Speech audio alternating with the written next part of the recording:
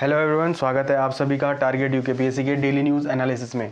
तो 2-3 दिन के बाद हम आज दोबारा मिल रहे हैं और जितनी भी इम्पोर्टेंट न्यूज़ हैं वो आपके सामने हैं। ठीक है, वैसे इतनी कुछ खास इंपॉर्टेंट न्यूज़ें तो थी नहीं पिछले संडे को। ठीक है, सैटरडे का तो मैं आपको बता के चला गया था, मतलब लास्ट लेक्चर बना के चला गया था। लेकिन सोमवार और संडे और आज मंगलवार है, तो 3 दिन की जो इंपॉर्टेंट न्यूज़ है ये आपके सामने है। ठीक है, सबसे पहले हम एज़ यूजुअल क्या करेंगे कि येस्टरडे प्रैक्टिस क्वेश्चन को देखेंगे और इस पर से आपका क्या हो जाएगा, रिवीजन हो जाएगा।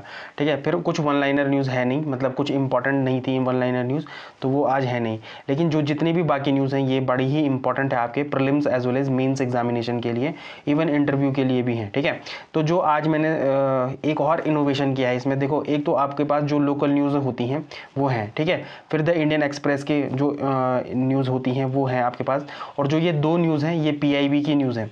अब हम यहाँ पर क्या करेंगे कि पीआईबी के न्यूज़ को भी लाना शुरू करेंगे।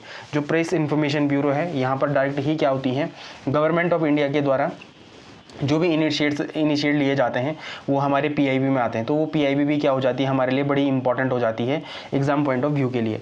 तो सबसे पहले जो इंपॉर्टेंट न्यूज़ है, वन पंचायतों की सफलता और पर्यावरण संरक्षण, ये बड़ी ही इंपॉर्टेंट न्यूज़ है। और कैसे वन पंचायतों ने क्या करा है, जंगलों को और बड़ा किया है, इसमें हम डिटेल में देखेंगे। ये आपके प्रीलिम्स और मेंस दोनों के लिए ही इंपॉर्टेंट है। प्रीलिम्स में स्पेसिफिक जो स्थान है कहाँ पर ये शुरू हुआ है, एक तो हम उसको देखेंगे, और मेंस में ये कौन कौन से पेपर के साथ हमारा रिलेट करती है। जैसे जीएस पेपर 6 के साथ ये पूर्ण तरीके से क्या करती है, रिलेट करती है। ठीक है, जीएस पेपर 3 के साथ ये एज ए एग्जाम्पल के तरीके से आप इसको क्या कर सकते हैं, कोड कर सकते हैं। ठीक है, जो दूसरी इंपॉर्टेंट न्यूज़ है वो 6 कॉर्बेट ट्रेल्स हैं। अब ये आपके प्रीलिम्स के लिए बड़ी इंपॉर्टेंट हो जाती है ना। और कॉर्बेट ट्रेल्स कौन से जिले में है, ठीक है, ये बड़ी इंपॉर्टेंट है। ठीक है, और ये मेंस के लिए भी आपके लिए क्या हो जाती है, इंपॉर्टेंट हो जाती है, जीएस पेपर 6 से रिलेटेड। ठीक, तो ये इंपॉर्टेंट है। जो तीसरी इंपॉर्टेंट न्यूज़ है ये बहुत ही ज़्यादा इंपॉर्टेंट न्यूज़ है आज के पूरे ही न्यूज़पेपर में। ठीक है, तो जो प्रजनन स्वायत्ता थी इसमें क्या है, इसमें है कि एमटीपी की बात है, एमटीपी की बात है, क्या है, मेडिकल टर्मिनेशन ऑफ प्रेगनेंसी की बात है यहाँ पर। और ये कब का एक्ट है, एमटीपी एक्ट कब का है, जो नया एमटीपी एक्ट है वो 2000 कब का है, 21 का है। ठीक है, इसने किसका स्थान लिया था, तो 1971 वाले एक्ट का स्थान लिया था। तो हम यहाँ पर एमटीपी एक्ट के बारे में क्या कर लेंगे, पूरी जानकारी ले लेंगे, और क्या न्यूज़ में है हम इसको भी देखेंगे। ये जो न्यूज़ है ना ये आपके लिए बड़ी इंपॉर्टेंट है। प्रीलिम्स के लिए तो है सीधे सीधे एमटीपी एक्ट के बारे में कुछ भी क्वेश्चन आ सकता है, और मेंस में भी बड़ा इंपॉर्टेंट हो जाता है, कैसे कहाँ पर होता है, ये बड़ी इंपॉर्टेंट है। ये जीएस पेपर 2 में जीएस पेपर 2 सोशल सिक्योरिटी से रिलेटेड एक इंपॉर्टेंट न्यूज़ है। ठीक है, तो ये आपके पेपर में बड़ी ही एक इंपॉर्टेंट न्यूज़ है जो आपके एग्जाम के लिए बड़ी इंपॉर्टेंट है। फिर फोर्थ जो न्यूज़ है वो म्यूनिक में G7 विदेश मंत्रियों के साथ बैठक, और ये देखो ये बड़ा इंपॉर्टेंट है। यहाँ पर G4 कंट्रीज़ के बारे में चर्चा की गई है, और G4 कंट्रीज़ कौन कौन सी हम इनको डिटेल में देखेंगे, साथ ही ये क्यों इंपॉर्टेंट है। ठीक है, ये भी हम देखेंगे। फिर जो ये पीआईबी की न्यूज़ है राहत योजना के बारे में, हमने परसों के लास्ट डीएनए में भी थोड़ा सा देखा था राहत योजना को, बट वहाँ पर हम डिटेल में नहीं देख पाए थे, लेकिन ये पीआईबी में आया हुआ था, और ये बड़ा ही इंपॉर्टेंट एक न्यूज़ है। ये आपके पेपर में बड़ी ही इंपॉर्टेंट क्या है, योजना है, ये आपके पेपर में डायरेक्ट भी आ सकती है। तो प्रीलिम्स के लिए तो मेन है, मतलब इंपॉर्टेंट है ही है, साथ में मेंस के लिए और इंटरव्यू के लिए भी क्या हो जाती है, इंपॉर्टेंट हो जाती है ये न्यूज़। ठीक, वहीं अगली जो न्यूज़ है वो है भारत की कठपुतलियाँ। अब देखो ये आर्ट एंड कल्चर से रिलेटेड है। ठीक है, आर्ट एंड कल्चर से रिलेटेड है, तो ये यहाँ पर ये कहाँ से आ सकते हैं, जीएस पेपर 1 के लिए तो बड़ी इंपॉर्टेंट है, साथ में ये इंटरव्यू के लिए भी इंपॉर्टेंट है, और प्रीलिम्स के लिए तो बहुत ही ज़्यादा इंपॉर्टेंट है, मतलब स्टार मार्क करके आप इनको देख सकते हैं। और आर्ट स्मारक क्या है, डाक टिकट बनाए गए, तो हम देखेंगे कि वो आर्ट स्मारक डाक टिकट कौन कौन से राज्य से संबंधित है। तो ये यहाँ पर ये क्वेश्चन भी क्या हो जाते हैं, बड़े इंपॉर्टेंट हो जाते हैं आपके प्रीलिम्स के लिए। ठीक, परसों मैंने आपको पूछा था कि ग्रेट बैरियर रीफ के बारे में मुझे आपने बताना है। ठीक है, तो आज हम मैपी न्यूज़ में थोड़ा ग्रेट बैरियर रीफ के बारे में डिटेल में देख लेते हैं कि ये हमारे एग्जाम पॉइंट ऑफ व्यू के लिए क्यों इंपॉर्टेंट है। ठीक, तो जो आज मुझे आपने जो मुझे इंपॉर्टेंट एक सेगमेंट के बारे में बताना है, आपने मुझे कोरल के बारे में बताना है कि भारत में कोरल कहाँ कहाँ पर मिलता है, भारत में कोरल कहाँ कहाँ पर मिलता है। ठीक है, भारत में कोरल कहाँ कहाँ पर मिलता है ये आपने मुझे बताना है, और कल हम फिर कोरल के बारे में और डिटेल में क्या कर लेंगे, चर्चा चर्चा कर लेंगे। तो ये जो आपका ज्योग्राफी वाला सेगमेंट है ना, ये आपका धीरे धीरे ऐसे में करके क्या हो जाएगा, मजबूत हो जाएगा। और ये जो जितनी भी जो मैं लोकेशन बता रहा हूँ, ये कोरल के बारे में बता रहा हूँ, ये डायरेक्ट आपके prelims as well as mains examination में सीधे क्वेश्चन पूछे जाते हैं, ठीक है। तो ये इंपॉर्टेंट है। और जो भी इनिशिएट मैं आपके लिए ले रहा हूँ, आप भी मेरे साथ उन इनिशिएट को फुलफिल करने में मेरी मदद करो। जैसे कुछ लोगों ने परसों के लेक्चर्स में जो कमेंट किए थे वो बड़े शानदार किए थे। मैंने आपको रेपो रेट के बारे में पूछा था, लोगों ने बड़ा ही अच्छा आंसर दिया। मैंने डीवीडी और सीडी के बारे में क्वेश्चन पूछे थे, लक्ष्मी यादव जी ने बहुत ही अच्छा इसका आंसर दिया, ठीक है। फिर मैंने रेड क्लिप, मैकमोहन लाइन और जीरो लाइन के बारे में पूछा था। देखो जीरो लाइन कहाँ पर होता है, इंडिया और त्रिपुरा के बीच में है। जीरो लाइन कहाँ पर है, इंडिया और त्रिपुरा के बीच में। स्पेसिफिक आपको राज्य पूछा जाता है, ठीक है। तो आपको ये थोड़ा सा ध्यान में रखना है, ठीक है। मैंने आपको ग्रेट बैरियर रीफ के बारे में पूछा था, तो मुझे इसके भी आंसर मिले हैं, ठीक है। तो मैं चाहता हूँ कि आप लोग भी इस इनिशिएट में भाग करें और अपने प्रीलिम्स को और मजबूत करें, मतलब, है ना, ठीक है। अब अगर आपको मैं मेंस का क्वेश्चन देता हूं और आपको मुझे वो चेक करवाना है या डायरेक्ट तौर पे आप अपनी समस्याओं को मुझे बताना चाहते हैं, तो आप सीधे ही टारगेट यूकेपीएससी के टेलीग्राम चैनल को सर्च करें। यहाँ पर आपको बारकोड मिलेगा, तो सीधे ही आप मुझसे अपने जो भी क्वेश्चन है रिगार्डिंग आपकी प्रिपरेशन से वो पूछ सकते हैं। साथ में जो भी आप आंसर लिखते हैं, आप मुझे वो कहाँ पर चेक करवा सकते हैं, यहाँ पर चेक करवा सकते हैं, ठीक है। अब इसी बीच में एक तारीख थी 15 फरवरी की, ठीक है। अब ये एकदम से याद आ गया। तो 15 फरवरी को हम मनाते हैं बाल कैंसर दिवस। इसको थोड़ा सा कहीं पर नोट कर लेना। 15 फरवरी को हम मनाते हैं बाल कैंसर दिवस, ठीक है। ये पेपर में आ सकता है आपके, ठीक है। प्री के लिए बड़ा इंपॉर्टेंट है। प्री में डेज के बारे में क्वेश्चंस आते हैं, तो ये आपके लिए क्या है, बड़ा ही इंपॉर्टेंट है। तो क्या है, 15 फरवरी को हम क्या मनाते हैं, बाल कैंसर दिवस मनाते हैं। तो ये आपके एग्जाम में आ सकता है ये क्वेश्चन, ठीक। अब देखो यहाँ पर ग्रेट बैरियर रीफ है, ये कहाँ पर है, देखो ऑस्ट्रेलिया के ईस्ट और क्या है नॉर्दर्न एरिया में। तो ईस्ट नॉर्थ में क्या है, उत्तर पूर्व में क्या है भाई, ग्रेट बैरियर रीफ है। तो इसको थोड़ा सा आप याद रखना, ठीक है। ये बड़ा ही इंपॉर्टेंट आपके लिए। परसों मैंने पूछा था, वन लाइनर कोई न्यूज़ है नहीं। तो सबसे पहले देखते हैं यस्टरडे प्रैक्टिस क्वेश्चन को। अब यस्टरडे प्रैक्टिस क्वेश्चन में सबसे इंपॉर्टेंट क्वेश्चन, पहले क्वेश्चन था भीष्म के बारे में, ठीक है। इसके बारे में हमने डिटेल में चर्चा करी है और ये एक ऐसा क्वेश्चन है जो आपके आने वाले एग्जाम में पूछा जाएगा, मुझे ऐसा लगता है। ये 100% एक ऐसा क्वेश्चन है। इसकी फुल फॉर्म भी पूछी जा सकती है, ठीक है। ये क्यों इंपॉर्टेंट है ये भी पूछा जा सकता है, और ये कहाँ पर क्या किया गया है, लॉन्च किया गया है, तो ये भी पूछा जा सकता है। तो देहरादून में लॉन्च किया गया है। और ये क्या है, यह एक रणनीतिक थिंक टैंक है, ठीक है। ये इंपॉर्टेंट है। ये क्या है, एक रणनीतिक थिंक टैंक है, ठीक है, भीष्म। फिर हमने भीष्म हॉस्पिटल के बारे में भी चर्चा करी थी, है ना। तो हमने ये दोनों ही भीष्मों के बारे में चर्चा करी थी। फिर अगली जो न्यूज़ इंपॉर्टेंट थी वो क्या थी, हाल ही में प्रधानमंत्री द्वारा किए गए उद्घाटन और नई घोषणाओं के संदर्भ में निम्नलिखित कथनों पर विचार करें।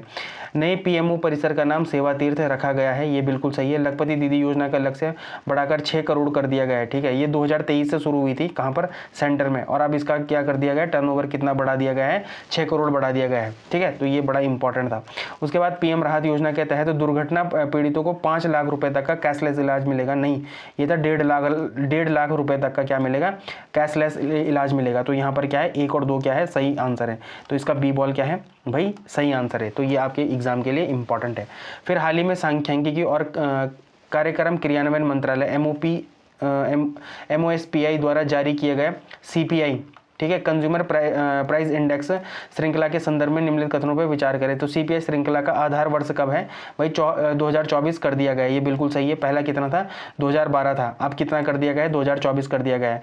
पुरानी श्रृंखलाओं की तुलना में नई श्रृंखला में खाद्य वस्तुओं का भारांश बढ़ा दिया गया है, बढ़ा नहीं दिया गया है, कम कर दिया गया है, ठीक है। और यहीं पर हमने क्या पढ़ा था, एंजल्स रूल पढ़ा था। क्या पढ़ा था, एंजल रूल पढ़ा था, ठीक है। अब आप मुझे क्या बताओगे कमेंट सेक्शन में, एंजल रूल के बारे में बताओगे कि एंजल का नियम क्या था, ठीक है। ये इंपॉर्टेंट है आपके इकोनॉमिक्स एस्पेक्ट के लिए, ठीक है। खपत के बदलते पैटर्न को दर्शाने के लिए बास्केट में सीडी और डीवीडी के स्थान पर ब्लूटूथ डिवाइस और एयरपोर्ट जैसी नई वस्तुओं को सम्मिलित किया गया है। तो ये हमने बड़े ही डिटेल में पढ़ा था। इसका क्या है, 1 और 3 सही आंसर है। तो इसका क्या है, सी क्या है, सही आंसर है। तो ये बड़ा ही इंपॉर्टेंट आपके लिए क्वेश्चन थे, ठीक है।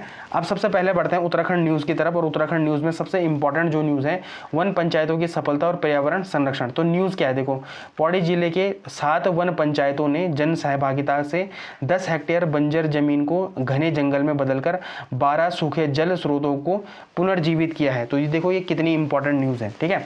आपके प्रीलिम्स के लिए तो है, साथ में क्या है, मेंस के लिए भी क्या है, बड़ी ही इंपॉर्टेंट है। तो स्थान क्या है भाई, पौड़ी जिला है। और पौड़ी जिले का कौन सा वन प्रभाग है, तो रामनगर वन प्रभाग का नैनीडांडा रेंज है। ठीक है, ये आपके पेपर में आ सकता है।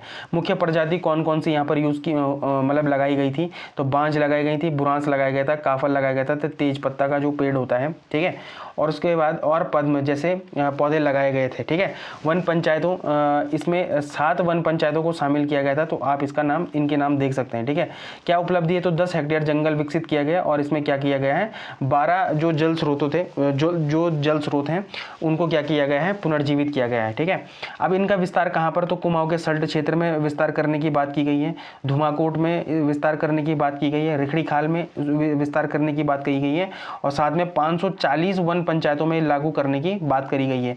तो ये क्या है, एक इम्पॉर्टेंट क्या है, एक इम्पॉर्टेंट न्यूज़ है आपके लिए, जो आपके एग्जाम पॉइंट ऑफ व्यू के लिए बड़ी इंपॉर्टेंट है। अब आप इसको कहाँ पर मेंस में रिलेट करेंगे, तो जीएस पेपर 6 में आप इसको क्या कर सकते हैं, सीधे सीधे रिलेट कर सकते हैं। ठीक है, उत्तराखंड के भूगोल पे इसको डायरेक्ट रिलेट कर सकते हैं, या जीएस पेपर 1 जो अपना क्या है, ज्योग्राफी है, ज्योग्राफी में जो भी क्वेश्चन आता है आप उसको यहाँ पर क्या कर सकते हैं, एज ए एग्जाम्पल की तरीके से आप इसको यूज़ कर सकते हैं। ठीक है, कि कैसे उत्तराखंड के पौड़ी जिले में जो क्या है वन पंचायतों ने सहभागिता से क्या करा है, 10 हेक्टेयर बंजर भूमि को घने जंगल में चेंज किया है। ठीक है, यहीं से मुझे 2 चीज़ें और याद आती हैं, एक जापान की मियावाकी पद्धति, ठीक है, एक मियावाकी पद्धति, और एक शीतला खेत मॉडल। ठीक है, ये इंपॉर्टेंट है। आप मुझे शीतला खेत मॉडल के बारे में डिटेल में जानकारी कहाँ पर देंगे, कमेंट सेक्शन में देंगे, और मैं आपके लिए मियावाकी पद्धति में आगे मैं आपको बताऊंगा कि उसको डिटेल में बताऊंगा। ठीक है, तो ये इंपॉर्टेंट है। तो भूगोल में क्या इंपॉर्टेंट, सबसे इंपॉर्टेंट क्या हुआ कि जल संरक्षण के बारे में बात की गई है। उत्तराखंड में जल स्रोत सूख रहे हैं, बांज और चौड़ी पत्ती वाले पेड़ लगाने से जमीन में नमी बढ़ती है, और पुराने जल स्रोत उसमें क्या हो जाते हैं, फिर से पुनर्जीवित हो जाते हैं। तो ये एक इंपॉर्टेंट है।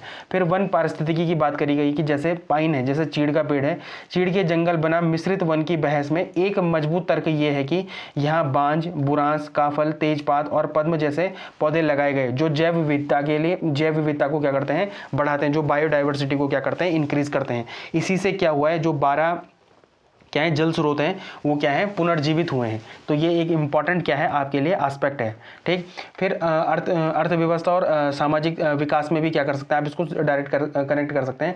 मतलब जीएस पेपर 3 में आप इसको एज ए एग्जाम्पल की तरीके से कोड कर सकते हैं कि कैसे वन पंचायतों की इसमें भूमिका रही। तो उत्तराखंड के वन पंचायतें एक अनोखी संस्था है। ठीक है, यह उदाहरण सिद्ध करता है कि अगर स्थानीय समुदायों को अधिकार और जिम्मेदारी दी जाए तो वो सरकारी तंत्र से बेहतर काम कर सकते हैं। ठीक है, एक तो ये इंपॉर्टेंट है। दूसरा माइग्रेशन से संबंधित है।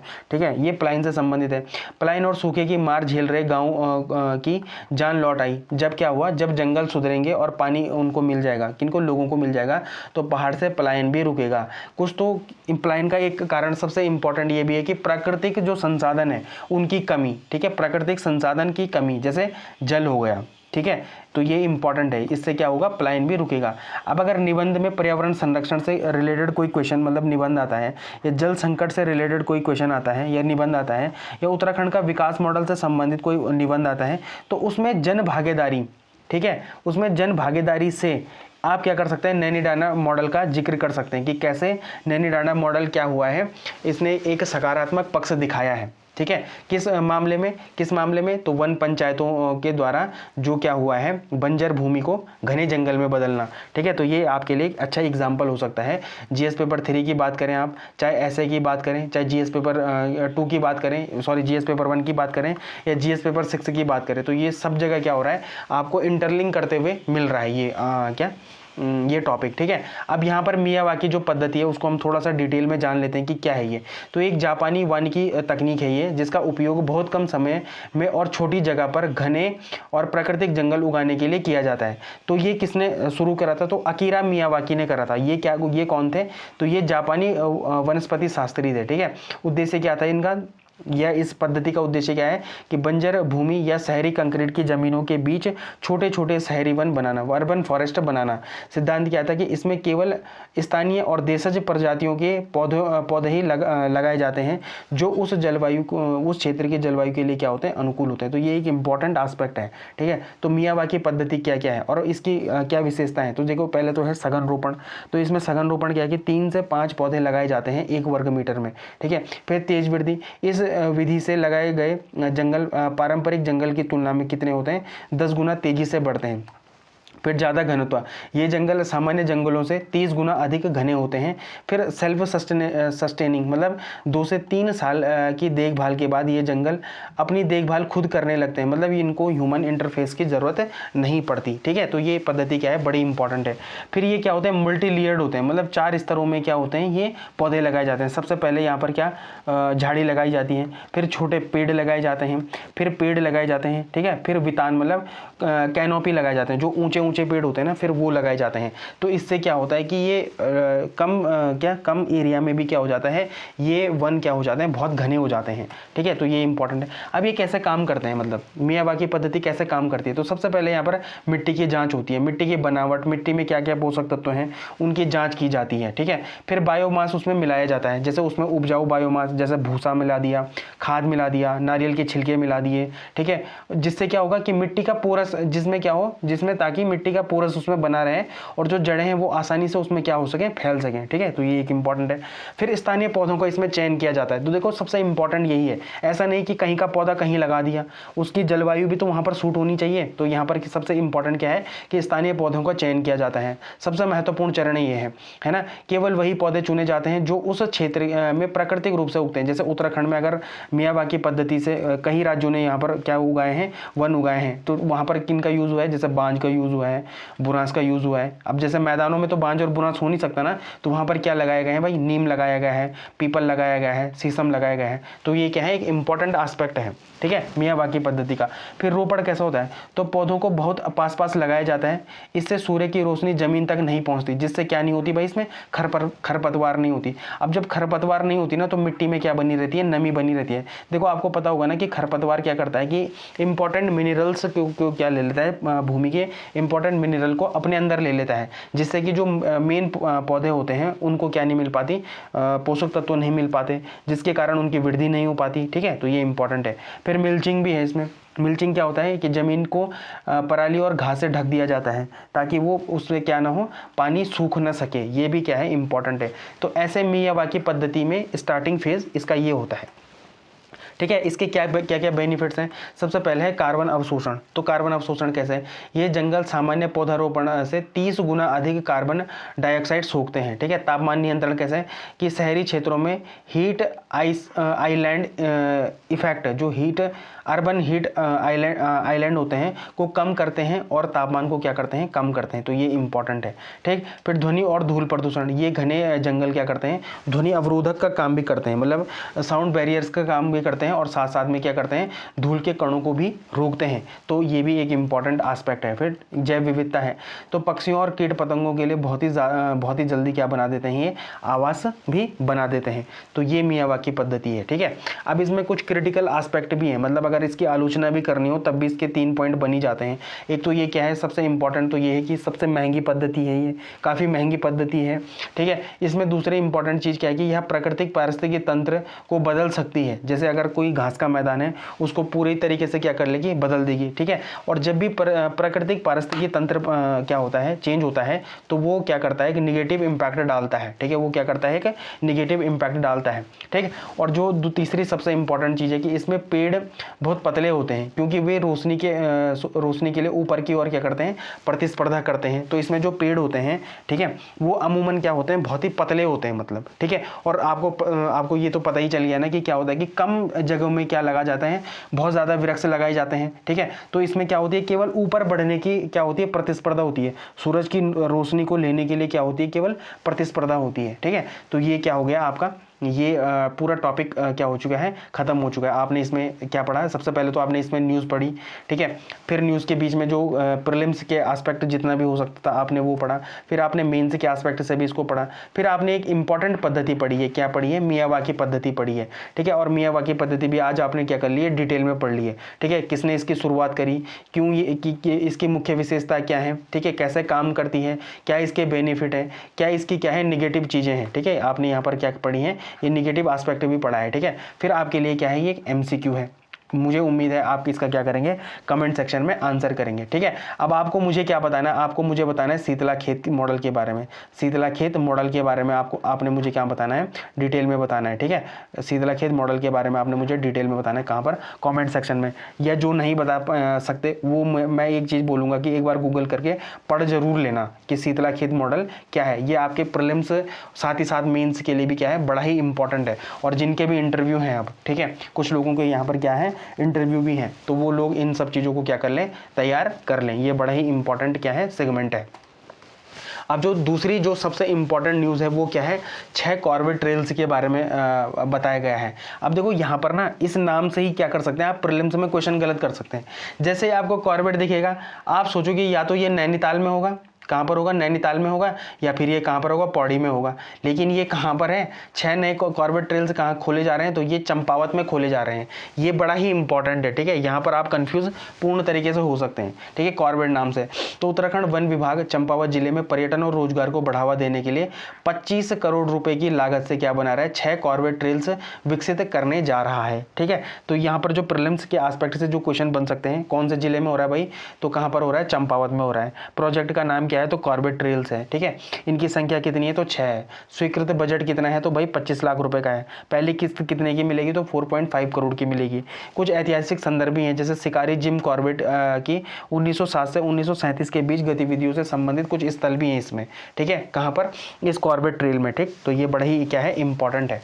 फिर इसके मुख्य उद्देश्य क्या है, तो इको टूरिज्म और स्थानीय रोजगार को क्या करना, बढ़ाना।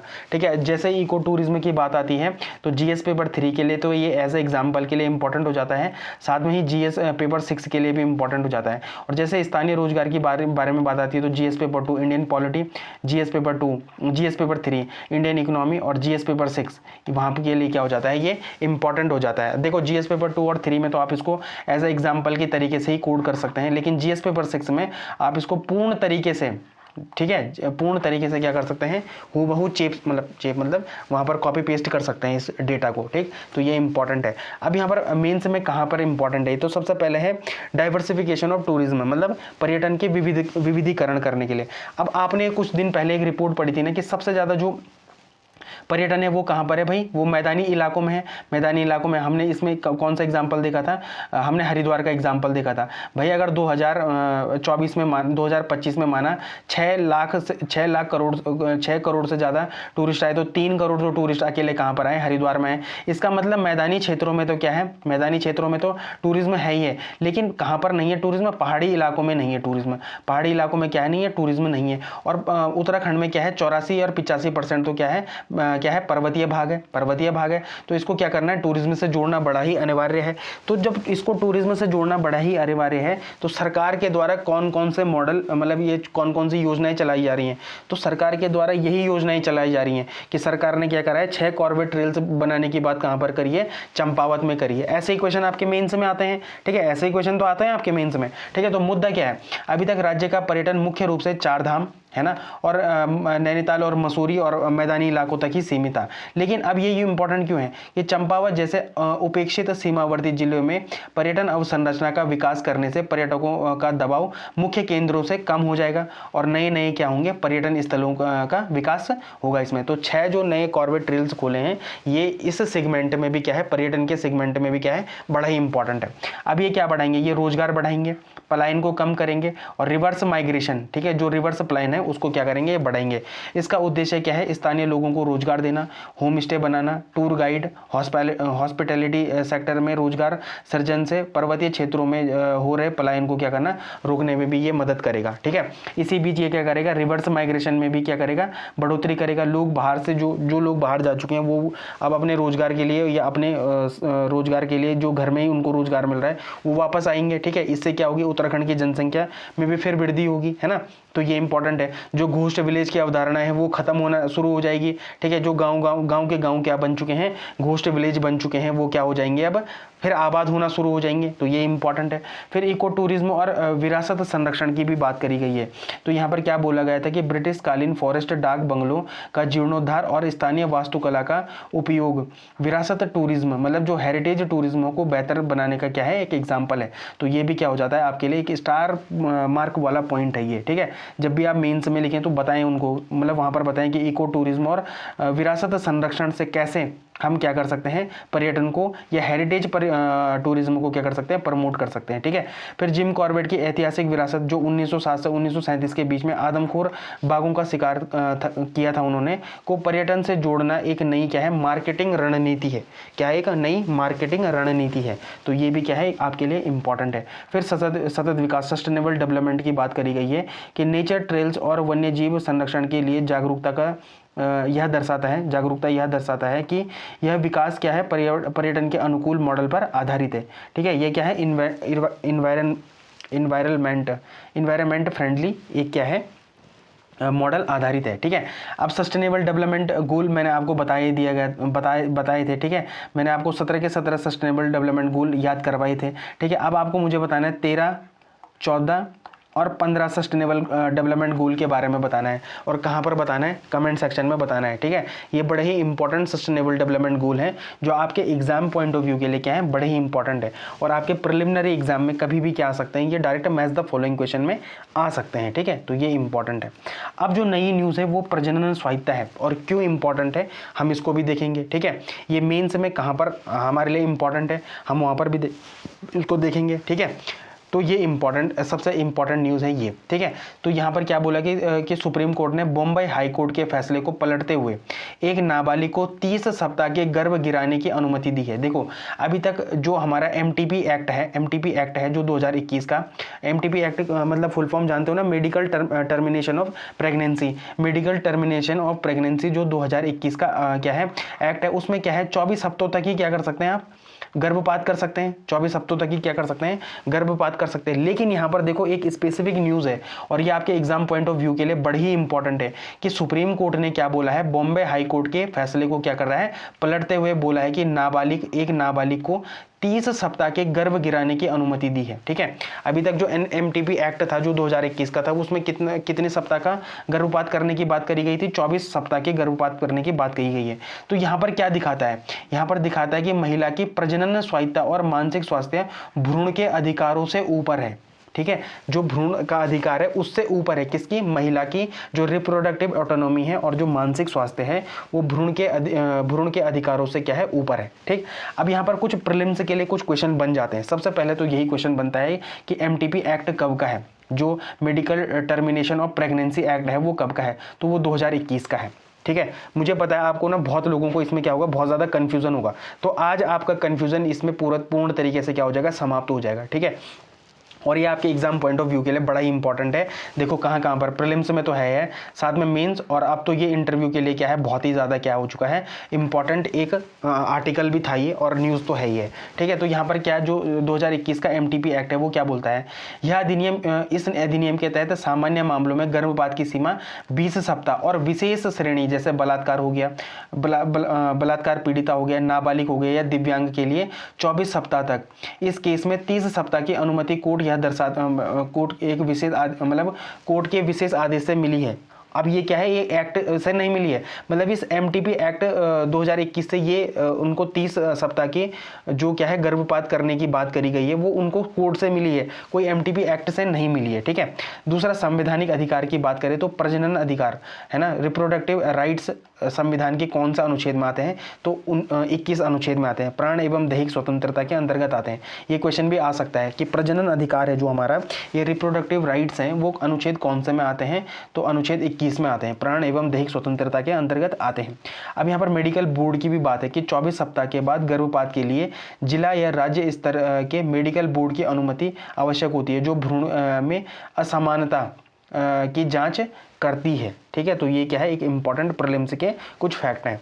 अब इसको मेंस में कहाँ कहाँ पर आप रिलेट कर सकते हैं, सबसे पहले आप इसको जीएस पेपर 2 में रिलेट कर सकते हैं। और यहाँ पर जो आर्टिकल 21 है, जीवन जीने का अधिकार या प्राण एवं दैहिक स्वतंत्रता की बात है, तो कोर्ट ने माना है कि प्रजनन का विकल्प चुनना बच्चा पैदा करना है या नहीं महिला की क्या है व्यक्तिगत स्वतंत्रता का एक हिस्सा है।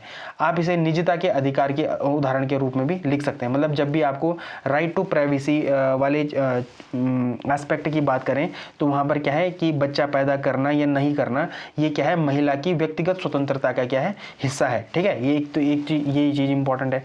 फिर एमटीपी अधिनियम बनाम न्यायपालिका क्या है मेडिकल टर्मिनेशन ऑफ प्रेगनेंसी बनाम न्यायपालिका। तो यहाँ पर ये क्या बोलता है कि एमटीपी अधिनियम जो 2021 का है के तहत गर्भपात की अधिकतम सीमा 24 सप्ताह है। मतलब जो एमटीपी एक्ट है हमारा 2021 का वो क्या कहता है कि जो गर्भपात की अधिकतम सीमा है वो कितने हफ्तों की है 24 हफ्तों की है। लेकिन कोर्ट अपने विशेष शक्तियों का प्रयोग करते हुए 30 सप्ताह की अनुमति दे रहा है यहाँ पर। और यह दिखाता है कि कानून कठोर हो सकते हैं लेकिन न्यायपालिका मानवीय आधार पर संविधान की व्याख्या करती है। ठीक है, तो ये बात आप याद रखना। अभी एलजीबीटी एक्ट की बात करते हैं ना लोग कि इसको मान्यता मिलनी चाहिए या नहीं मिलनी चाहिए, तो वहाँ पर भी न्यायपालिका ने सेम ऐसा ही एक मानवीय आधार पर उसका क्या करा है उसको क्या करा है बताया है। ठीक है, तो मैं आपको बोलूँगा कि एक बार आप एलजीबीटी जो कम्युनिटी में एलजीबीटी जो राइट है उसमें जो न्यायपालिका द्वारा बोले गए वक्तव्य हैं उनको भी पढ़ लें। आपको आप उससे उस टॉपिक पे भी क्या हो जाओगे आप एक बार गो थ्रू हो जाओगे इस टॉपिक की वजह से। ठीक है, तो ये इंपॉर्टेंट है। तो यहाँ पर बताया गया है कि कैसे क्या करता है न्यायपालिका मानवीय आधार पर भी संविधान की व्याख्या करता है। तो एक चीज़ ये इंपॉर्टेंट है। ठीक है, फिर सामाजिक न्याय और महिला सशक्तिकरण की बात करी गई है यहाँ पर। तो वैवाहिक स्थिति का भेदभाव एक महत्वपूर्ण मुद्दा उठाया गया था इस आर्टिकल में। ठीक है, यहाँ पर क्या बोला गया था कि कोर्ट ने 2023 में एक विवाहित महिला जो 26 सप्ताह की क्या थी प्रेग्नेंट वुमेन थी को अनुमति नहीं दी थी।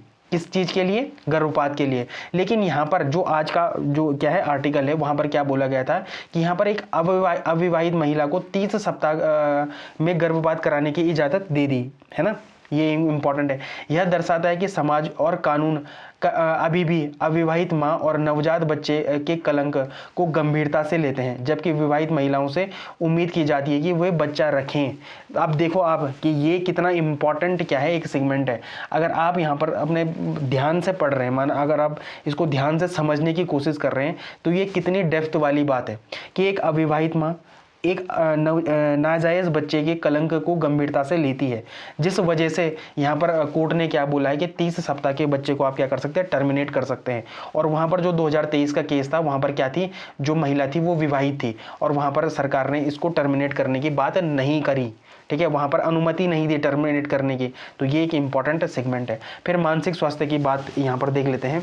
तो कोर्ट ने शारीरिक स्वास्थ्य के साथ साथ मानसिक आघात को भी गर्भपात का एक वैध आधार माना है। ठीक है, ये क्या है मेंटल ट्रॉमा के साथ साथ क्या है मेंटल ट्रॉमा के साथ साथ क्या माना है गर्भपात का एक वैध आधार माना है। ठीक है, तो ये एक इंपॉर्टेंट चीज़ है। फिर आप इसको ना जीएस पेपर 4 इथिक्स में भी क्या कर सकते हैं कनेक्ट कर सकते हैं कि प्रो लाइफ और प्रो चॉइस के बारे में। ये क्या है एक इथिकल डायलेमा है। ये क्या है एक इथिकल डायलेमा है। क्या अजन्मे बच्चे का जीने का अधिकार है या माँ का अपने शरीर पर अधिकार है? अब आप क्या कर सकते हैं जैसे ही ऐसा क्वेश्चन आपको पूछा जाए ना तो आप सीधे सीधे ये जो आपने क्या पढ़ा है आर्टिकल पढ़ा है इसको सीधे एज इट इज़ वहाँ पर क्या बता सकते हैं आप बता सकते हैं। अगर आपको इंटरव्यू में भी ऐसा डायलेमा में फंसाने की कोशिश की जाती है तो भी आप क्या कर सकते हैं वहाँ पर एज इट इज़ जो न्यूज़ है आप जो अभी तक हमने पढ़ा है वहाँ पर क्या बता सकते हैं आप इसको बता सकते हैं। ठीक है, तो यह फैसला की कोर्ट में माँ की इच्छा और उसके भविष्य को भ्रूण के जीवन के ऊपर रखा गया है। मतलब वहाँ पर माँ की इच्छा को भ्रूण के जीवन से ऊपर बताया गया है। यही तो बताया गया है इस पूरे आर्टिकल में। ठीक है, तो ये क्या है एक बड़ा ही इंपॉर्टेंट है। अब यहाँ पर हम क्या करेंगे अब हम यहाँ पर करेंगे कि मेडिकल टर्मिनेशन ऑफ प्रेगनेंसी संशोधन अधिनियम 2021 को हम डिटेल में पढ़ लेंगे। ठीक है, यहाँ से आपके पास प्रीलिम्स में क्वेश्चन आ सकता है, मेंस में क्वेश्चन आ सकता है, साथ ही साथ इंटरव्यू में भी क्वेश्चन आ सकता है। मतलब ये एक ऐसा टॉपिक है जो आपके तीनों सेगमेंट के लिए क्या है बहुत ही इंपॉर्टेंट है। तो ये इसने कौन से कानून का क्या लिया मतलब किस कानून में संशोधन करके ये कानून आया? तो 1971 के एमटीपी एक्ट से क्या आया है एमटीपी एक्ट 2021 आया है। ठीक है, अब ये क्या है इसके बारे में पूरा डिटेल में पढ़ लेते हैं। तो 0 से 20 सप्ताह तक गर्भपात के लिए केवल एक पंजीकृत चिकित्सा व्यवसायी मतलब RMP मतलब रजिस्टर्ड मेडिकल प्रैक्टिशनर की सलाह की आवश्यकता होती है। पुराने कानून में ये 12 सप्ताह थी, मतलब पुराने कानून में 12 सप्ताह का अगर क्या है प्रेगनेंसी है तो तब क्या किसकी जरूरत पड़ती थी, एक पंजीकृत चिकित्सा व्यवसायी की जरूरत पड़ती थी। लेकिन अब कितने 0 से 20 सप्ताह तक का भी अगर क्या है भ्रूण है तो उसके लिए क्या है, उसके लिए एक पंजीकृत चिकित्सा की व्यवस्था की बात करी गई है। ठीक है, फिर अगर भ्रूण कितने 20 से 24 सप्ताह का हो जाता है तो गर्भपात के लिए 2 पंजीकृत डॉक्टरों की अनुमति आवश्यक है और यह छूट केवल विशेष श्रेणी में दी जाती है। कहाँ कहाँ पर दी जाती है, एक तो बलात्कार पीड़िता हो या तो तब दी जाती है, नाबालिग हो तब दी जाती है, या फिर क्या हो दिव्यांग महिला हो तब दी जाती है यहाँ पर छूट। ठीक है, अगर 24 महीने सप्ताह के बाद टर्मिनेट करना है यदि भ्रूण में कोई गंभीर विकृति है, तभी अगर मतलब क्या है कि भ्रूण में ही कोई गंभीर विकृति है तभी क्या कर सकते हैं 24 सप्ताह के बाद भी गर्भपात किया जा सकता है। लेकिन इसके लिए राज्य स्तर पर गठित एक मेडिकल बोर्ड की मंजूरी अनिवार्य होगी। और यहाँ पर जो अभी का आज की न्यूज़ थी वहाँ पर कितने सप्ताह की प्रेग्नेंट वुमेन थी, तो 30 सप्ताह की प्रेग्नेंट वुमेन थी। ठीक है, तो यहाँ पर आप देख सकते हैं कि MTP एक्ट 2021 का वहाँ पर क्या नहीं लिया गया, आधार नहीं लिया गया। ठीक है, वहाँ पर कोर्ट ने खुद इंटरवेंशन करी है। ठीक, तो ये एक इंपॉर्टेंट चीज़ है। फिर अविवाहित महिला का क्या अधिकार है, पुराने कानून में गर्भ निरोधक की विफलता कॉन्ट्रासेप्टिव जो फेलियर होते हैं के आधार पर केवल विवाहित महिला और उसके पति को गर्भपात का अधिकार था। लेकिन 2021 के संशोधन में इसे बदलकर कोई भी महिला या उसका पार्टनर कर सकता है कर दिया गया है। इसका मतलब है कि अब अविवाहित महिलाएं भी इस आधार पर 20 सप्ताह तक सुरक्षित गर्भपात करा सकती हैं। तो ये क्या है, एक इंपॉर्टेंट आपके लिए सेगमेंट है। ठीक है, आपको पता होना चाहिए। फिर गोपनीयता का अधिकार भी है कि जिस महिला का गर्भपात किया गया है उसका नाम अन्य विवरण किसी भी व्यक्ति के सामने उजागर नहीं किया जा सकता, केवल कानून द्वारा अधिकृत व्यक्ति को छोड़कर। ठीक है, ये इंपॉर्टेंट है। फिर गोपनीयता भंग करने पर 1 वर्ष तक की कैद, जुर्माना और दोनों का प्रावधान है। मतलब अगर किसी ने क्या कर दिया, किसी डॉक्टर ने है ना क्या कर दिया, गोपनीयता क्या कर दी, भंग कर दी, तो उसे क्या हो सकती है 1 वर्ष तक की कैद हो सकती है, जुर्माना भी हो सकता है या दोनों भी हो सकती हैं। तो ये क्या है, एक इंपॉर्टेंट है। अब मेंस के लिए कुछ सिग्निफिकेंस है, कुछ इंपॉर्टेंट तथ्य हैं। पहले है सबसे पहले रिप्रोडक्टिव ऑटोनॉमी। तो ये क्या बताता है, यह कानून महिलाओं को उनके शरीर और स्वास्थ्य पर अधिक नियंत्रण देता है। यह संविधान के अनुच्छेद 21 जीवन और व्यक्तिगत स्वतंत्रता का अधिकार के तहत निजता और सम्मानजनक जीवन जीने का अधिकार को भी क्या करता है, मजबूत करता है। फिर दूसरा है मातृ मृत्यु दर में कमी। भारत में असुरक्षित गर्भपात मातृ मृत्यु दर का एक बड़ा कारण हो रहा था। ठीक है, समय सीमा बढ़ाने से महिला सुरक्षित और कानूनी तरीके से अस्पतालों में इस प्रक्रिया से क्या करा सकती है, अपनी गर्भपात करा सकती हैं। ठीक है, तो ये एक इंपॉर्टेंट है। फिर बदलते समाज में अनुकूल अविवाहित महिलाओं को शामिल करना समाज की बदलती वास्तविकताओं, जैसे लिव इन रिलेशनशिप की बात करते हैं, उसमें भी क्या है, कानूनी स्वीकृति देते ही है कौन, गर्भपात का अधिकार। ठीक है, तो ये एक इंपॉर्टेंट है। फिर इस कानून में कुछ चुनौतियां भी हैं। क्या चुनौतियां हैं, अभी भी अधिकार नहीं है किनको, भारत में गर्भपात अभी भी महिला का पूर्ण अधिकार या राइट नहीं है। यह अभी भी डॉक्टरों की राय, मतलब जो डॉक्टर कंसल्ट करते हैं उन पर निर्भर करती है। यदि डॉक्टर मना कर दे तो महिला अपनी मर्जी से गर्भपात नहीं करा सकती। एक तो ये क्या है, इसमें चुनौती है। दूसरा है मेडिकल बोर्ड में देरी। 24 सप्ताह के बाद के मामलों में मेडिकल बोर्ड का गठन और उसका निर्णय आने में अक्सर इतनी देरी हो सकती है या इतनी देरी हो जाती है कि महिला के लिए गर्भपात कराना शारीरिक रूप से खतरनाक हो जाता है। ये भी इंपॉर्टेंट है। फिर ग्रामीण क्षेत्रों में डॉक्टरों की कमी। देखो भाई, पूरा उत्तराखंड ही क्या है, पहाड़ी एरिया है और यहाँ पर क्या है, ग्रामीण आबादी ही सबसे ज़्यादा है, मतलब जो ग्रामीण एरियाज में है। तो कानून 20 से 24 सप्ताह के लिए 2 डॉक्टरों की शर्त रखता है। लेकिन भारत में ग्रामीण और पहाड़ी क्षेत्रों जैसे कि उत्तराखंड की बात करें में विशेषज्ञ डॉक्टरों की क्या है, भारी कमी है। तो ये क्या है भाई, चुनौती है। ये तो पूरे भारत में ही चुनौती है, मेरा तो ये मानना है। पर उत्तराखंड में भी अगर हम उत्तराखंड के एस्पेक्ट से देखें तो ये भी क्या है, चुनौती है। ठीक है, अब ये आपके पास एक क्या है, MCQ है। मुझे उम्मीद है कि आपको जो MTP एक्ट है 2021 है, ठीक है, वो बड़े ही डिटेल में मैंने बताने की कोशिश करी है और आपकी समझ में पूर्ण तरीके से आया होगा। ठीक है, तो ये जो आपके पास MCQ है आप इसका क्या कर सकते हैं, कमेंट सेक्शन में आंसर कर सकते हैं। ठीक, अब जो नई न्यूज़ है, जो अगली नई न्यूज़ है वो है म्यूनिख में G7 विदेश मंत्रियों के साथ बैठक। तो यहाँ पर क्या हुई कि जो विदेश मंत्रियों की बैठक हुई है, ठीक है। यहाँ पर स्ट्रैटेजिक ऑटोनॉमी की बात करी गई थी और तेल को किससे खरीदना चाहिए, किससे नहीं खरीदना चाहिए, इसकी बात करी गई थी, ठीक है। अब ये हमारे लिए इतना इंपॉर्टेंट नहीं है, मतलब मैंने ये बना तो दिया लेकिन ये इतना इंपॉर्टेंट नहीं है। लेकिन मैं आपको G4 कंट्री के बारे में बताना चाहूँगा। देखो G4 कंट्रीज़ में कौन कौन सी कंट्रीज़ आती हैं, थोड़ा इसको देख लेते हैं, ये आपके पेपर में कभी भी आ सकता है। G4 जो कंट्रीज़ हैं वो कौन कौन सी है। सबसे पहले है इंडिया, ठीक है, इसमें एक आता है इंडिया, ठीक है, एक आता है एक आता है ब्राज़ील, ठीक है, एक आता है ब्राज़ील, ठीक है, एक आता है जापान, ठीक है, एक आता है जापान, एक आता है जर्मनी, ठीक है, एक आता है जर्मनी, ठीक है। ये 4 देश इसमें आते हैं G4 कंट्रीज़ में।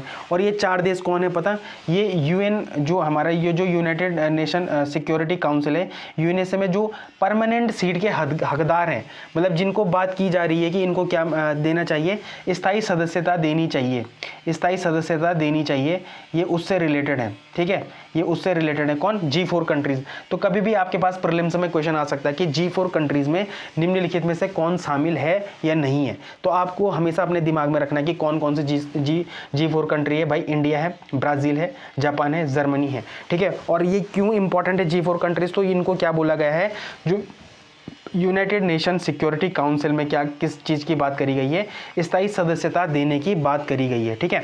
अब आप मुझे ना P5 कंट्रीज़ के बारे में बताएंगे कि P5 कंट्रीज़ कौन कौन सी है, ठीक है। P5 कंट्रीज़ कौन कौन सी, ये आप मुझे कहाँ पर बताएंगे, कमेंट सेक्शन में बताएंगे, ठीक है। और डिटेल में बताएंगे, मतलब ऐसा नहीं कि हल्के हल्के में बता दिया, ठीक है। आप मुझे क्या करेंगे, ये डिटेल में बताएंगे, कहाँ पर, कमेंट सेक्शन में।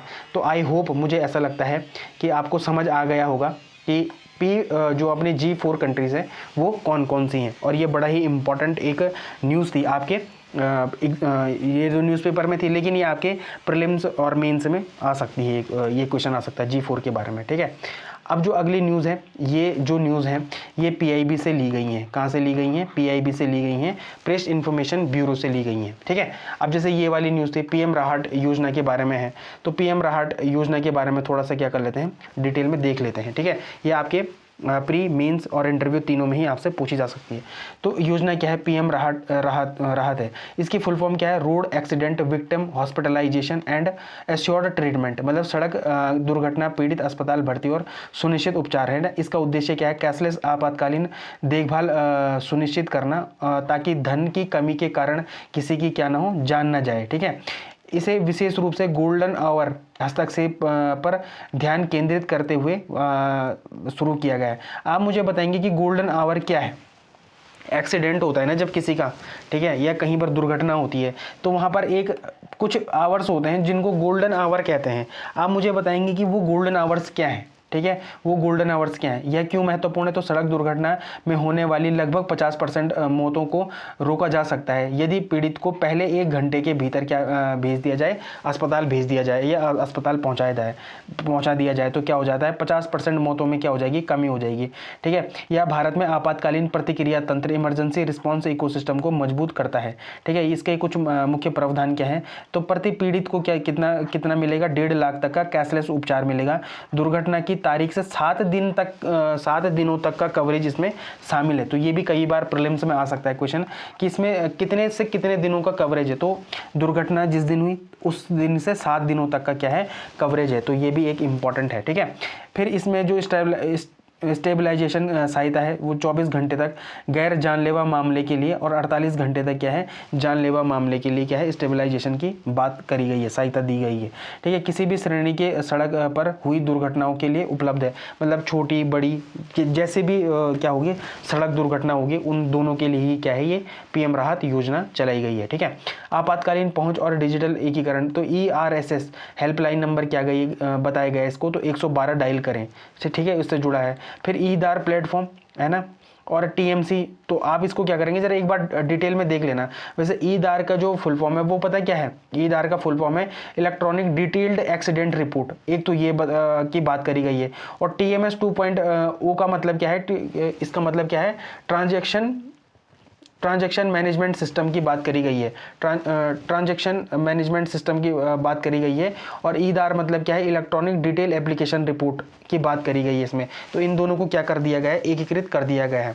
अब निर्बाध प्रक्रिया सुनिश्चित करता है, मतलब कैसे इसमें प्रक्रिया होगी।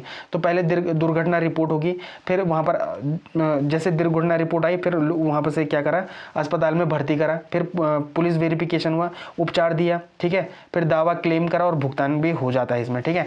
फिर वित्त पोषण और भुगतान तंत्र क्या है, तो मोटर वाहन दुर्घटना कोष के माध्यम से प्रतिपूर्ति होती है इसमें, ठीक है। यदि वाहन का बीमा है तो सामान्य बीमा कंपनियों द्वारा भुगतान किया जाएगा। यदि वाहन बिना बीमा का है तो हिट एंड रन मामला है ये, और भारत सरकार द्वारा इसका क्या करा जाएगा, भुगतान किया जाएगा। दावों का निपटान और अनुमोदन के 10 दिनों के भीतर ये किया जाएगा, ठीक है। शिकायत निवारण क्या है, तो जिला सड़क सुरक्षा समिति के तहत जिला स्तरीय शिकायत निवारण इसमें अधिकारी होगा, ठीक है। फिर महत्व क्या है, तो सिटीजन फर्स्ट मतलब नागरिक प्रथम शासन को बढ़ावा देता है ये, और अस्पतालों के लिए वित्तीय निश्चितता सुनिश्चित करता है। साथ में क्या है कि भारत में जीवन बचाने और आपातकालीन स्वास्थ्य सेवा को मजबूत करने की दिशा में क्या है, एक बड़ा कदम है। क्या, ये जो ई राहत, पीएम ई राहत योजना है। तो मुझे उम्मीद है कि आपको ये समझ आ गया होगा कि पीएम जो राहत योजना है वो क्या है, ठीक है। तो यहाँ पर ये क्या है, आपके लिए एमसीक्यू है, आप इसका क्या करेंगे, कमेंट सेक्शन में आंसर करेंगे, ठीक है। इसका क्या करेंगे, कमेंट सेक्शन में आंसर करेंगे आप, ठीक। तो ये इंपॉर्टेंट एक एमसीक्यू है। इस एमसीक्यू से क्या होगा कि आपका एक बार दोबारा से पुनः क्या हो जाएगा, रिवीजन हो जाएगा, ठीक है। तो ये एक इंपॉर्टेंट एमसीक्यू है। फिर जो अगली जो न्यूज़ है ये भी पीआईबी से है, प्रेस इन्फॉर्मेशन ब्यूरो से रिलेटेड ये न्यूज़ है, और ये बड़ी ही इंपॉर्टेंट न्यूज़ है क्योंकि यहाँ पर किस चीज़ के बारे में बात करी गई है, कठपुतलियों के बारे में बात की गई है। तो भारत की कठपुतलियाँ, और इसमें क्या है कि 8 स्मारक डाक टिकट जारी करी गए हैं, ठीक है। जारीकर्ता कौन है, तो डाक विभाग है, ठीक है। कब की गई, तो 13 फरवरी 2026 को की गई। स्थान क्या था, तो इंडिया हैबिटेट सेंटर नई दिल्ली में इसको बनाया गया है, बताया गया। अनावरण किसने करा, तो सुश्री वंदिता कौल ने करा है। वो कौन है, सचिव है डाक उसकी डाक विभाग की, ठीक है।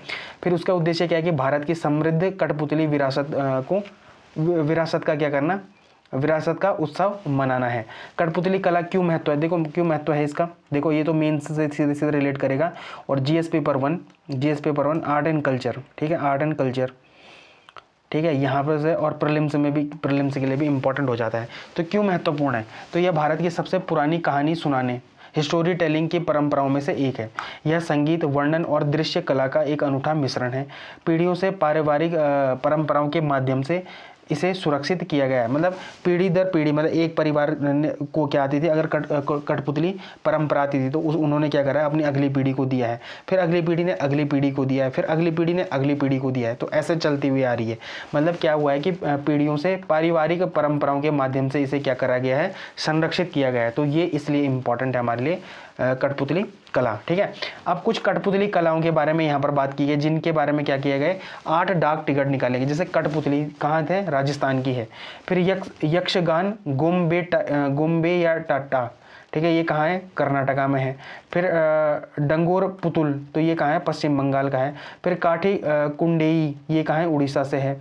फिर बेनेरी पुतुल, ये कहाँ है भाई, पश्चिम बंगाल से रिलेट करती है। फिर पावा कथकली कहाँ से रिलेट करती है, केरल से कनेक्ट करती है।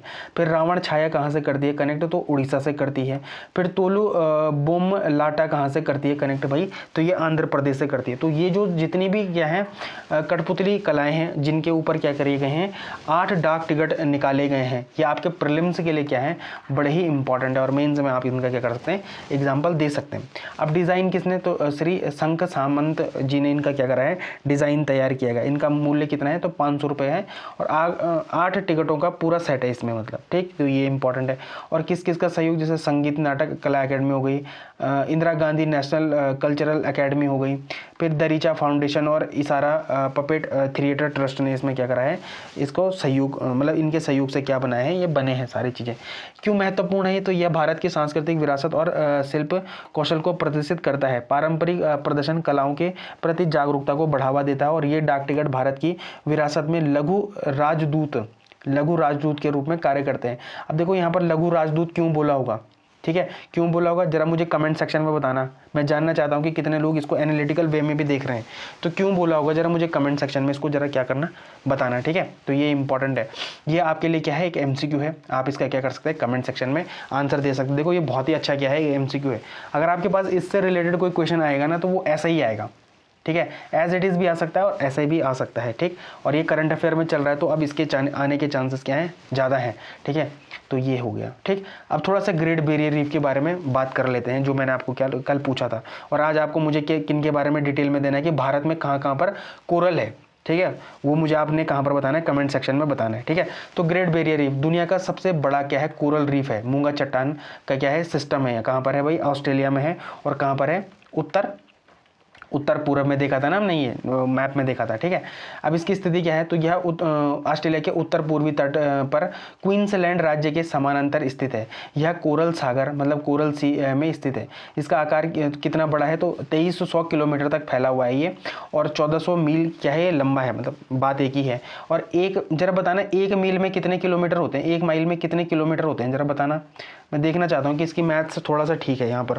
ठीक है, संरचना, यह एक एकल चट्टान नहीं है, बल्कि इसमें 2900 से अधिक अलग अलग रीफ और 900 द्वीप शामिल हैं यहाँ पर। ठीक है, अंतरिक्ष से भी दिखता है। ठीक है, यह पृथ्वी पर जीवित जीवों द्वारा बनाई गई सबसे बड़ी एकल संरचना है, जो और इसे कहाँ से देखा जा सकता है, अंतरिक्ष से भी देखा जा सकता है। ठीक है, इसका निर्माण क्या है, यह अरबों छोटे जीवों द्वारा बनाए गए हैं, जिन्हें कोरल पॉलिप्स कहा जाता है। कोरल पॉलिप्स कहा जाता है। ये पॉलिप्स कैल्शियम कार्बोनेट छोड़ते हैं, इससे क्या हो जाते हैं, ये सख्त चट्टान जैसी संरचना बनती है, जो कई समुद्री जीवों का क्या बन जाती है, घर बन जाती है। ये बायोडाइवर्सिटी को भी क्या करते हैं, बढ़ाने का काम करते हैं। तो ग्रेट बैरियर रीफ को पानी के नीचे का वर्षावन भी कहा जाता है, क्योंकि यहाँ जीवन की बहुत विविधता है। जैसे मछलियाँ, यहाँ मछलियों की 1500 से अधिक प्रजातियाँ पाई जाती हैं। जैसे ये आपके सामने क्या है, कौन कौन से मिलती है। ठीक है, फिर कोरल, यहाँ 600 से अधिक प्रकार के सख्त और नरम कोरल मूंगे मिलते हैं यहाँ पर। कुछ अन्य जीव भी हैं, यह समुद्री कछुओं की 6 प्रजातियाँ, व्हेल हो गया, डॉल्फिन और डुगोंग को क्या बोलते हैं, सी काऊ भी कहते हैं। उनका क्या है यहाँ पर घर है, कहाँ पर, कोरल रीफ है। अब इस जो ऑस्ट्रेलिया की कोरल रीफ है उसकी क्या सिग्निफिकेंस है, क्या महत्व है, तो यूनेस्को साइट भी है ये। 1981 में इसे विश्व धरोहर स्थल घोषित कर दिया गया था। पर्यटन, यह ऑस्ट्रेलिया के पर्यटन का एक मुख्य केंद्र है, जहां हर साल लाखों लोग स्कूबा डाइविंग और स्नॉर्किंग के लिए आते हैं। ठीक है, फिर पारिस्थितिक संतुलन, यह तटीय क्षेत्रों में तूफानों और लहरों से बचाता है और समुद्री जीवन के लिए क्या है, एक महत्वपूर्ण आवास है। तो कुछ चुनौतियां भी हैं और कुछ खतरे भी हैं इसके लिए। वर्तमान में ग्रेट बैरियर रीफ गंभीर खतरों का सामना कर रही है, जैसे कोरल ब्लीचिंग है। ठीक है, तो ग्लोबल वार्मिंग के कारण समुद्र का तापमान बढ़ रहा है, जिससे कोरल अपना रंग खो रहे हैं और वो मर रहे हैं। इसे ही क्या कहते हैं, ब्लीचिंग कहते हैं। 2016, 17 और 20 बड़े पैमाने पर यहाँ पर क्या हुई है, ब्लीचिंग की घटना देखने को मिली है। खूब ये न्यूज़ में भी रहता है। ठीक है, प्रदूषण, कृषि से बहाकर आने वाला रसायन पानी, जो रासायनिक पानी है, जो रन ऑफ है, पानी की गुणवत्ता को खराब कर रहा है, जिससे क्या होते हैं, कोरल खराब हो जाते हैं। फिर क्रॉन ऑफ थॉर्न्स स्टारफिश, ये क्या करती है, कोरल को खाती है। ठीक है, ये कोरल को खा जाती है और इससे भी क्या होता है, कोरल को नुकसान पहुंचाती है ये। ठीक है, तो आई होप आपको समझ आ गया होगा जो ग्रेट बैरियर रीफ है उसके बारे में मैंने आपको सारी ही जानकारी दी है। ठीक है, तो आई होप आपको क्या हुआ होगा, आज का लेक्चर पसंद आया होगा। अगर आपको आज का लेक्चर पसंद आया है, देखो बहुत सारे इंपॉर्टेंट न्यूज़ तो हमने क्या कर रहे हैं, कवर करी ही हैं, पर अगर आपको पसंद आया है तो आप लाइक, शेयर, सब्सक्राइब और कमेंट जरूर करें। Thank you so much.